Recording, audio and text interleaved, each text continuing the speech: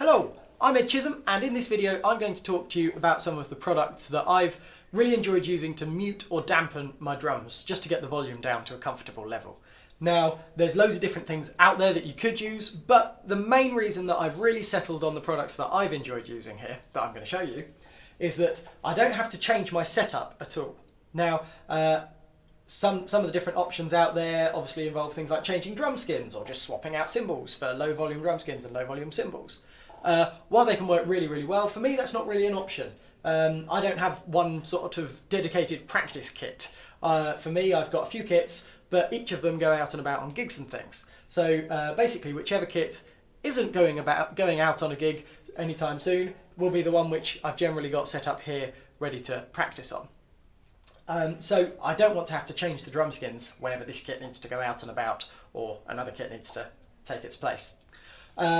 That's also really helpful on a gig, for instance. If I've got an opportunity so that I'm on a gig, the drums are all set up, in position, but I've got a bit of time before the show starts. If I just want to spend a few minutes getting warmed up and just getting comfortable, I don't have to change anything. I can keep the kit as it is. I can just put the pads on, put the mutes on, have a quick warm up at a comfortable volume, hopefully not annoy anyone, as I probably would if I was doing it without the pads. And as I say, just a really helpful way of doing it. Okay, let me just one by one sort of drum at a time, or cymbal, I'll talk you through what I've been enjoying using. So first of all, for the snare drum, I have been using the Prologix Russ signature pad, which is the all-in-one pad it's known as. Now, a few things I really like about this, even just as a pad on its own, but it works great when we're putting it on a drum as well. I will talk you through some of these bits underneath first of all. So there's this cutout, this groove which runs around the edge of the pad, which means it fits brilliantly, well, perfectly, on a 14-inch snare drum. Some other pads might just sort of bounce around a bit and not stay put, whereas this one, as I say, thanks to that cutout, it stays just where you want it. It's got a nice rubber bit on the bottom here, which raises it slightly, so when it's sitting on the drum, it's not going to damage, say, the bearing edges, which we wouldn't want, of course. Or if you were to just put it down on a table, hopefully it's not going to move around too much. And the other thing which is brilliant is these cutouts here for a snare stand. So if you're just using it without putting it on a snare drum, as I'm going to be here, if you're just literally using it as a pad on its own, you can put the snare cradle, the snare basket, into those cutouts, and you haven't got the claws sort of coming over the edge, getting in your way. So just underneath even, there's a few really good features. Now if I put it in place, well, I'll tell you what, let's just give the snare a quick tap just to compare. And with the pad in place, that's hitting at the same sort of volume. So obviously it's pretty much nothing, but there we go, if I hit it a bit harder, the volume's really nicely controlled. Now, from the playing perspective, things I love about this pad, it's got a rim, which again, just for making things feel as realistic as possible, is great. Obviously not all practice pads, not many practice pads have a rim, but this one does, which just makes it feel that bit more realistic when you're playing and allows you to do things like cross sticks, rim shots, and it just feels more realistic. But there's also some different playing surfaces. So this top one, this blue one, is sort of made of neoprene. In fact, before I take it off, let me just show you again. So it's made of neoprene, so it's a little bit less bouncy, absorbs some of the rebound. I think it feels more like a drum than the typical practice pad material. But here we go, if I just...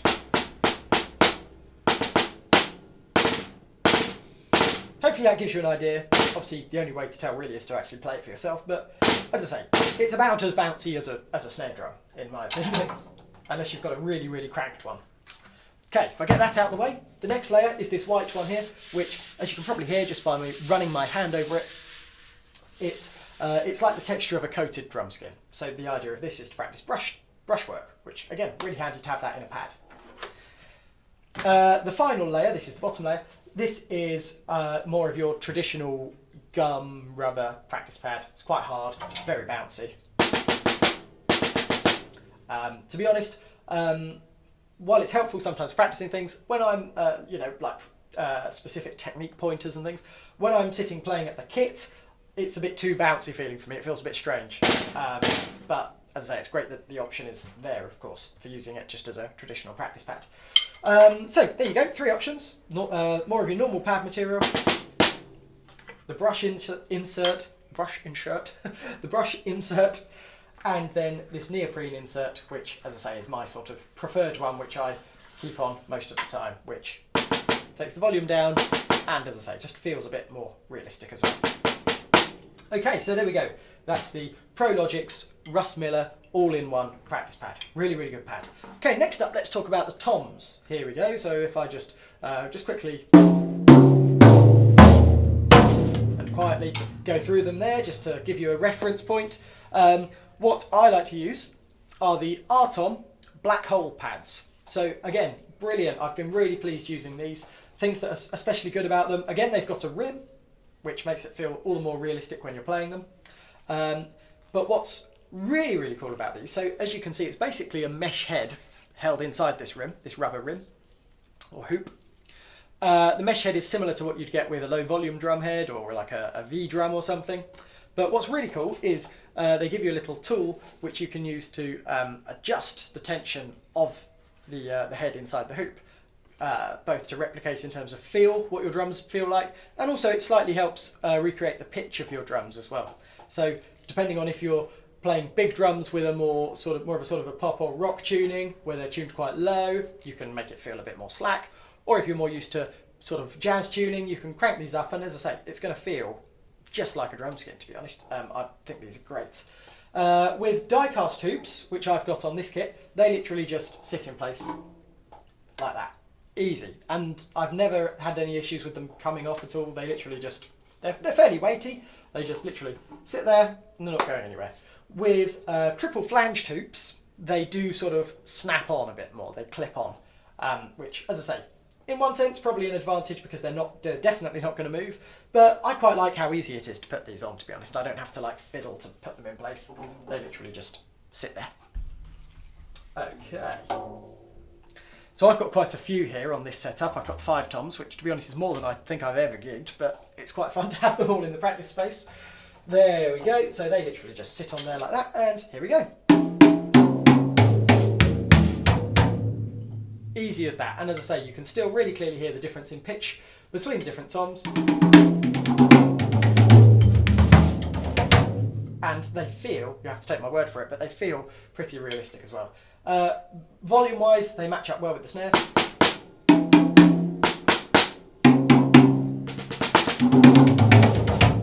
There you go. Right, next let's move on to the bass drum. So for the bass drum, this is the most recent addition to my particular setup in terms of the mutes. So previously I was using, I've left it over here, let me just grab it. Previously I was using a Gibraltar bass drum practice pad, which to be honest, I haven't really got too much bad stuff to say about it. It served me really well for a good few years.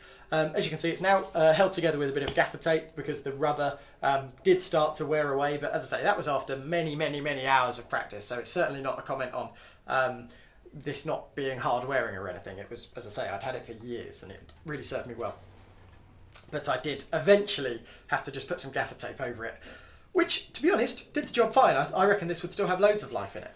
But the main reason I wanted to change it wasn't because I had to tape it back together, because as I say, I reckon that would keep going for ages. But the thing that I found a little bit of a nuisance about it was that I obviously had to move the bass drum out the way to put this in its place. As I mentioned at the start of the video, what I really like about my current setup is that I don't have to move anything.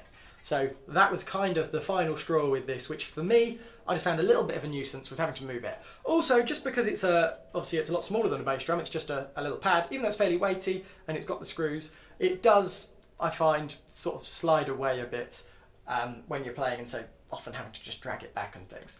If you're struggling for space, if the reason you've got a practice setup is that you don't have the space for a full kit, definitely check this out. It's brilliant. It feels really good. As I say, it feels pretty much just like a typically tuned, say, 22 inch bass drum. Feels a bit different if perhaps you've got a really big bass drum, or on the opposite end if you're playing like a highly high-pitched 18, you know, with more tension in it, might feel a bit different. But to be honest, this feels brilliant, and I could get over the sound, obviously not hitting an actual drum. It just kind of goes thud. But I would recommend this if the following option isn't an option for you. Anyway, that's the Gibraltar bass drum practice pad, which has served me well. But as I say, what I've replaced that option with are these, which make life even easier. So these are the Tama half soft sound bass drum beaters. Half because they also make one which is kind of, it's really wide. I've not seen it in person, only online, but it looks to me like it's basically the width of two of these put together. It looks massive, but the idea here is that you can put two together, for instance, with a double pedal, and there's space for both of them. I do have a double pedal which I work on from time to time. I'm not someone who plays double pedal stuff all the time on gigs and things, so I'm not going to demonstrate that, but I will demonstrate one side. But as I say, having the half one does allow you to use it with a double pedal. I've got a DW9000, if anyone's wondering. So let me just swap these out. Actually, first of all, so this is just my normal bass drum with the normal beaters. Playing it fairly quietly, of course.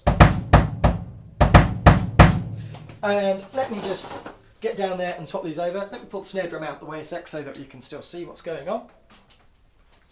Okay. So, as I mentioned, rather than having to completely move the bass drum and take the pedal off and all of this, all I need to do here is get those out of the way and put these in their place. I have wondered about getting some memory locks for them as these ones do come with, because it would just make it that much quicker and easier just to get them in exactly the right place. So do excuse me while I just get these lined up suitably. And I will give you a little demonstration of them in just a moment. As I say, I can't say for certain if there's certain pedals where the beaters are that bit closer together, where these might not fit next to each other if you've got a double pedal, but I can certainly say that on my latest version of the 9000 pedal, they fit just fine. There's not much gap in between them, they're very close together, but they do fit just fine. So as I say, I can't say for certain on every pedal, but with a DW9000 you can fit two of those side by side just fine. Okay, right, let's bring the snare drum back. Actually, I'll keep that there just for a moment, just so you can see it a bit better. Here we go. A whole lot quieter. One thing that I will just mention, because they're obviously so much softer than your normal bass drum beater material, whether you're talking about the felt side or a hard plastic side or wooden, because they're so much softer, I have found it's challenged me to be that bit more articulate with my bass drum. For instance, playing two notes together, sort of one with a sort of a skip note to it. Normally I'll try and replicate it now.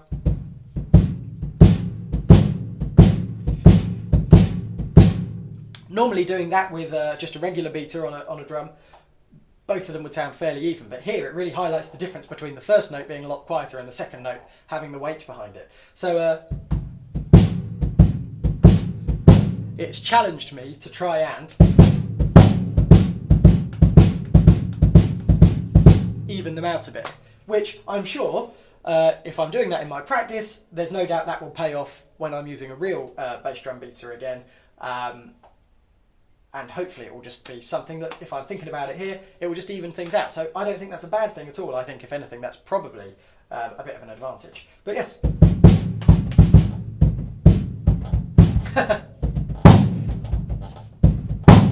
I'd say it is a bit harder. It does feel a bit different to play quicker notes. But as I say, I don't think that's a bad thing necessarily. Right, let me bring the snare drum back. Put that back in place, lovely jubbly.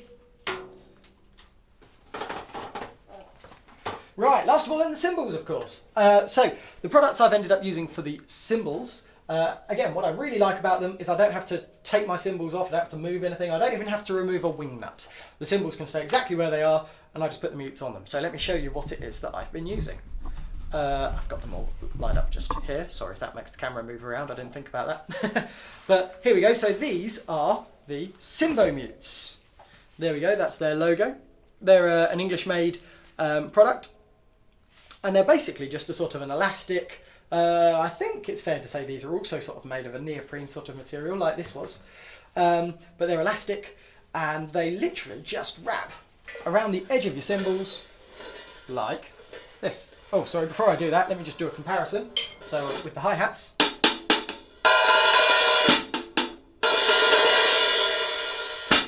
again, of course, that's playing them really lightly. But if I put this on,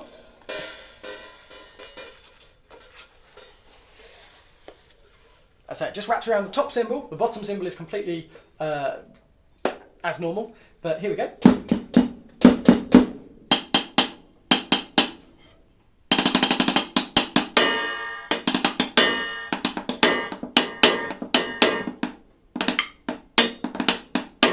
There we go.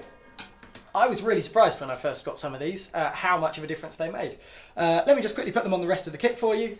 Again, I was quite keen to, with this video, sorry, these can be a little bit fiddly, but you get used to it, there we go. I was quite keen with this video to put the pads on in real time so that you can see kind of how much, or rather how little effort it takes to apply them. There we go. So yes, rather than sort of having the kit ready with all the pads on, I just thought hopefully it'll be helpful to show you how easily these particular pads are added. Each one, by the way, says inside which size cymbals it can accommodate. And if you check out the Cymbomutes on the website, obviously there's loads of different sizes available. For instance, this particular one would work for a 10, 11 or 12 inch cymbal. Obviously they're different sizes, but they're elastic so they can stretch to accommodate a few different sizes each. There we go. As you see, they're pretty easy to put on. Every now and then I go to put one on and it kind of springs off and, you know, makes a bit of a fool of me. But so far, so good. There we go. And the last one here for the crash. Fantastic. Okay, so that's the whole kit done. Obviously I've kind of done them one stage at a time, but as you can imagine, I've got a pretty large setup here with quite a few cymbals, quite a few toms, but if you're just literally playing one up, one down with a couple of cymbals, that'll take no time at all to put those on. Let me just play you a little bit of the whole kit, just to sort of demonstrate the volume of all of these bits. And as I say, they all sit at a nice level, they all seem to balance out fairly well, and what I really like is that I'm playing an actual drum kit. Sure, I'm hitting the pads, but I'm sitting at a drum kit. It feels like a drum kit, it looks like a drum kit, everything's in the same position that I'm used to it being in. I don't have to wear headphones, everything's just, you know, everything's what I'm used to. Anyway, here we go.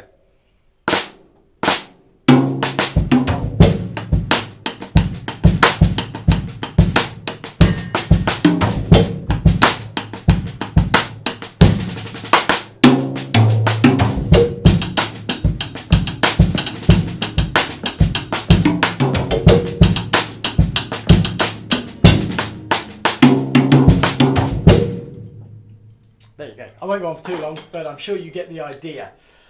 As I say, what I really like about these is that I don't have to move anything. The drums can stay exactly as they are, whether that's at home practicing or whether it's in a gig situation. I can just leave the kit as it is, put these mutes on, and I'm good to go. And as I say, it's significantly quieter. I use this both for practice at home and at the moment we're in lockdown, and I use this for my online drum lessons. So it looks like a drum kit and I can play everything as normal, but I can talk to the camera and everything can be heard nice and clearly and everything still sounds like a drum. Hope that's been helpful, and I hope that cuts out some of the different options that you might be facing when you're looking at all the different products available. As I say, I'd highly recommend each of these, but even if maybe just one or two of them are helpful to you, I hope that's been helpful. Let me know if you've got any questions and I'd be very happy to help. And yes, take care and all the best. Catch you soon. Bye.